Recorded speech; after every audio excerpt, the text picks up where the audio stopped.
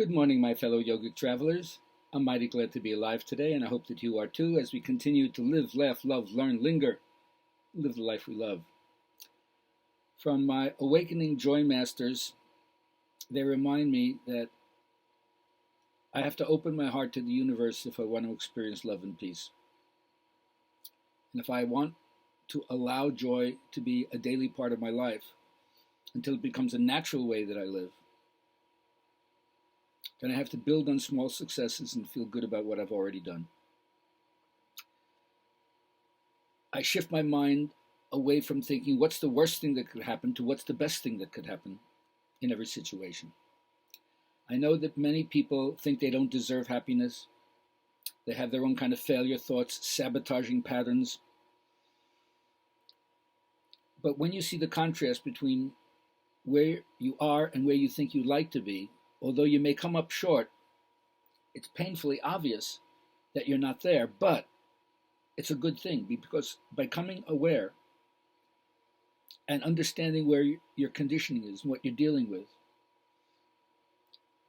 you're less likely to be hijacked if you understand the negative voices inside your own head and the spell, the kind of enchantment they cast on you because they're powerful and persuasive.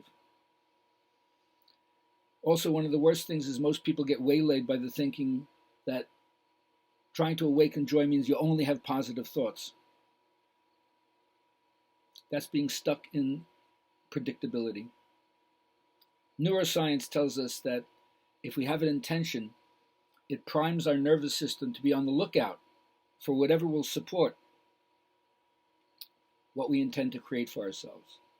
So you can do it by the negative way and pay attention to what's wrong, and you'll always find it. Or you can look for what's good, and in fact, you can generate the good and be a part of bringing it into the world.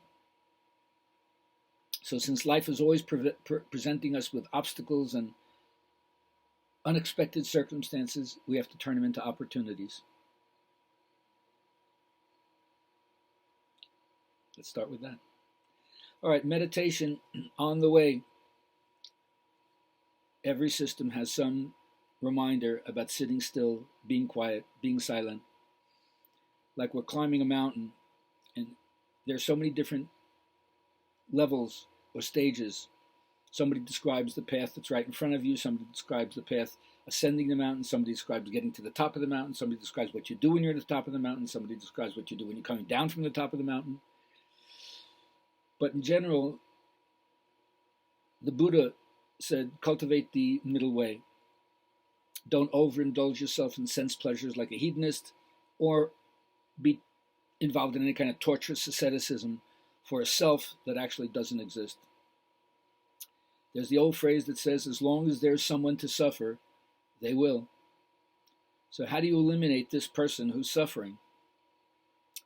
Because it's really troublesome if we're driven by the whirlwinds of desire, not understanding the laws of nature, how the Dharma really works.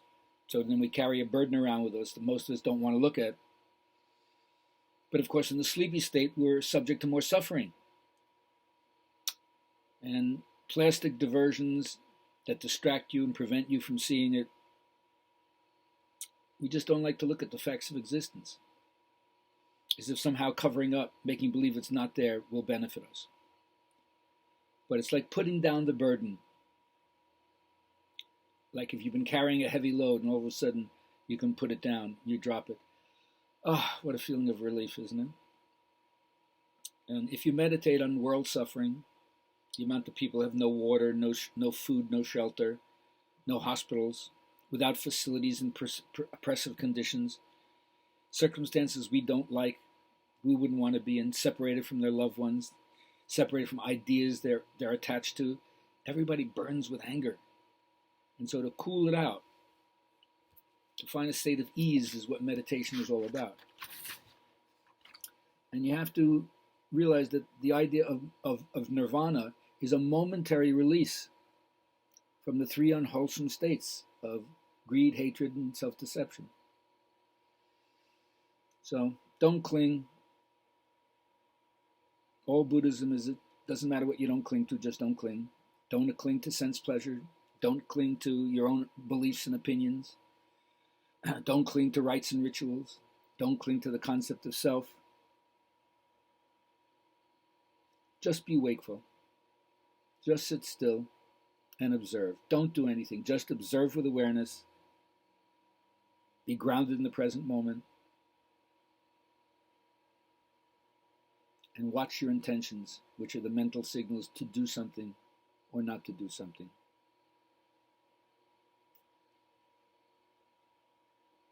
Cynicism and gullibility dissolve in the silent mind.